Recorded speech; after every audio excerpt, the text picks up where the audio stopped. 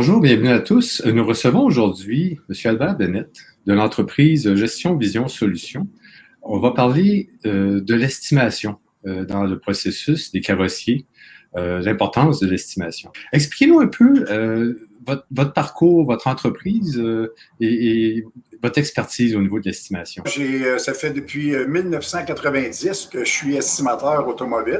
J'ai suivi toutes les formations. J'ai une centaine de cours ICAR de suivi. Je suis diplômé de plusieurs endroits. Je me suis toujours intéressé à évoluer dans l'estimation. Pourquoi? Parce que l'automobile évolue. Alors, si on n'évolue pas, on est rapidement dépassé. La technologie d'aujourd'hui, c'est une combinaison de sciences avec tous les capteurs pour la sécurité. Alors, c'est important pour la sécurité du passager d'analyser parfaitement ce qu'on doit faire avant de remettre le véhicule à l'assuré pour qu'il retourne avec son véhicule en toute sécurité. Ouais. Basé sur cette expertise-là, dites-nous d'entrée de jeu, c'est quoi l'importance d'une bonne estimation dans le processus des carrossiers? Parce que c'est la première étape. C'est le véhicule va rentrer et ensuite, on va estimer les dommages. Je pense que la première étape la plus importante, c'est de connaître la version de l'assuré. Demander à l'assuré les circonstances de l'accident. Parce que des fois, ça ne correspond pas toujours avec l'assignation. Ensuite, on doit nettoyer le véhicule et bien l'assécher pour être en mesure de bien voir les dommages et aussi de bien les montrer à l'assureur. J'imagine aussi, avec votre expérience, vous avez vu les technologies automobiles évoluer. On parle de plus en plus aussi là, de faire les scans, l'analyse des données des véhicules là, lors de l'estimation, parce que, comme vous dites, les photos, l'expertise des carrossiers, mais il y a aussi des choses cachées. Il y a des choses qu'on ne voit pas. Il y a des capteurs, des caméras, par exemple.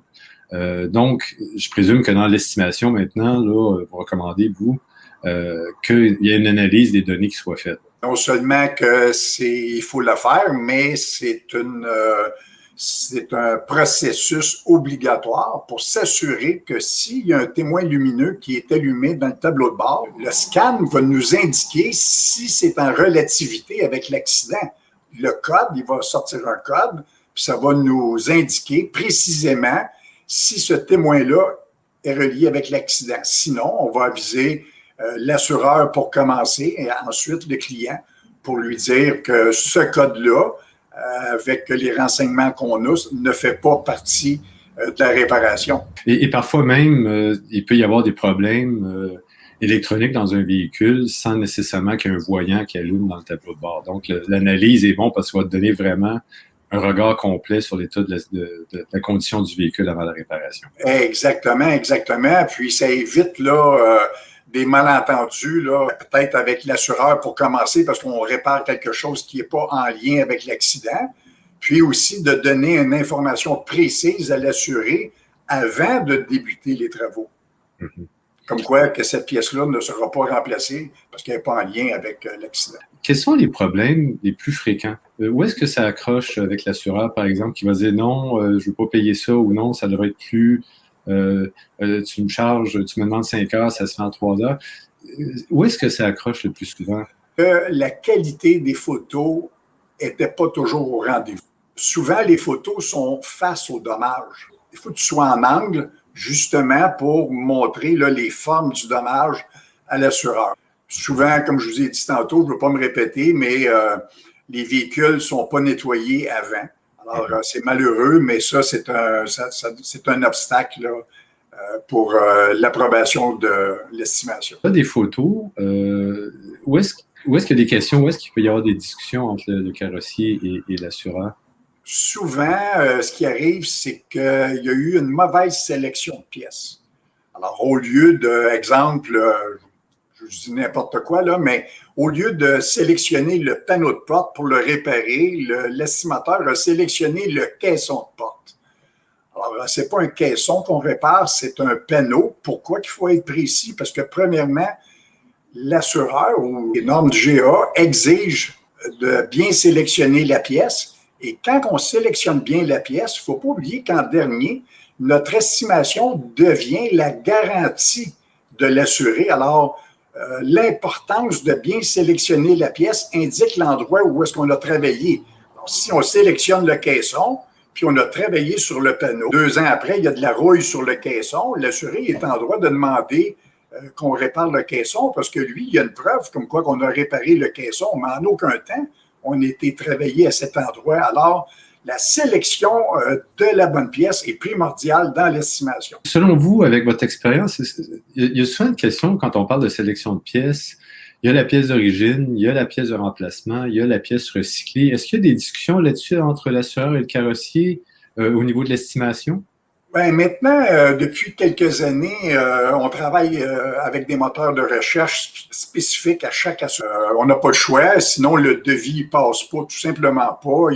Dans le système de Estimate Check ou vérification d'estimation, le système t'empêche d'envoyer l'estimation chez l'assureur parce que tu n'as pas passé par une étape précise de l'assureur. Alors, tu n'as pas le choix, il faut que tu travailles avec ces moteurs de recherche-là. Par contre, il y a d'autres moteurs de recherche qui existent qui vont accoter les prix des pièces similaires pour pouvoir installer des pièces neuves. Alors, ça fait juste alourdir un peu plus le travail de l'estimateur. Par contre, au niveau de la réparation, c'est bien plus agréable de travailler avec des pièces d'origine. J'enlève rien aux pièces similaires, là, puis je ne veux pas dénigrer ces pièces-là. L'exercice est un petit peu plus long parce qu'on sait bien qu'un couvert de pare-choc d'origine, c'est toujours mieux qu'un certain couvert de certaines marques qui ont des problèmes connus dans le similaire. On sent depuis plusieurs années, puis vous devez l'avoir vu dans les ateliers, la tendance de remplacer des pièces au lieu de les réparer. Maintenant, c'est toujours mieux de réparer que de remplacer.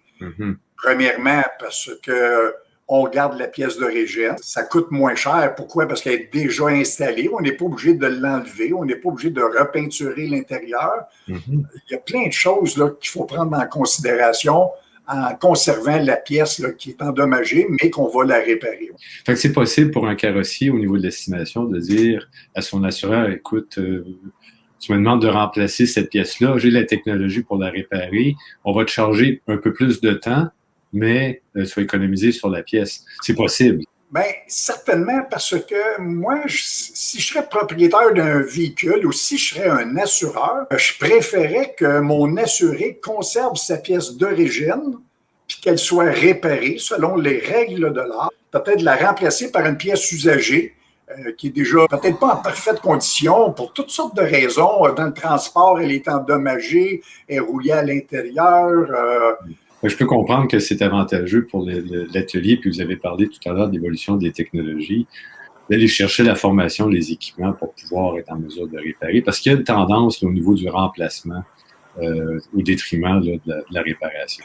Ce qui arrive, c'est que quand on remplace, le travail se fait plus rapidement. Hein? La chaîne de production, ça avance plus. Mais souvent, lors de ce processus-là, il y a des obstacles à franchir, c'est-à-dire la pièce n'est pas toujours conforme, le gap de la pièce n'est pas toujours aussi précis qu'une pièce d'origine. La forme de la pièce, la cannelure de la pièce, tout ça sont des éléments là, qui peuvent retarder le processus de réparation et affecter le temps cycle de beaucoup.